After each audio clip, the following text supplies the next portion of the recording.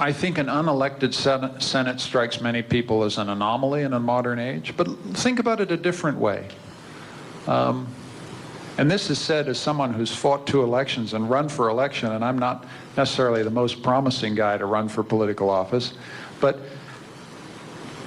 a system where we are able to appoint really great people who might not be able to win an election. I mean, there's a case to be made, in other words, a theoretical case for an unelected Senate. And I know as a practical matter, and I think Canadians don't know this, that this Senate, this imperfect institution we've got, does a very important job of catching our mistakes. This is said to you as an MP who often has to vote a lot of legislation fast, but sometimes stuff slips through. And then the Senate catches it. And that's what the Senate does. That's when we talk about sober second thought. That's what they're doing. They're correcting our mistakes. So, you know, so I'm a defender of the Senate. But is there a way there could be elected? A reform Senate, a Senate with term limits. I'm a little uncomfortable about, you know, giving Patrick Brazeau, as appointed by the Conservatives, he's in his 30s, he's got a job till he's 65. There's something about that doesn't seem right to me. Term limits for a Senate. But we can't even talk about this as if Mr. Harper or I has the power to change the Senate. This requires consultation with the provinces.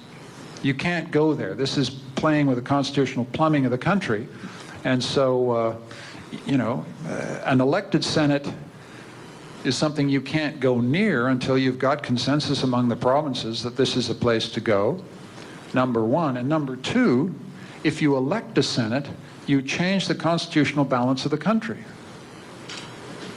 Because you give the Senate a new electoral legitimacy, and then how do you manage 2 elected chambers entering into conflict with each other, right? At the moment, because the Senate's not elected, basically the House prevails, right? But what happens when you've got an elected Senate and an elected House? You're then into a new constitutional world. So this is where, you know, good thinking in political science is required to get this right. And you can't do it on the back of an envelope.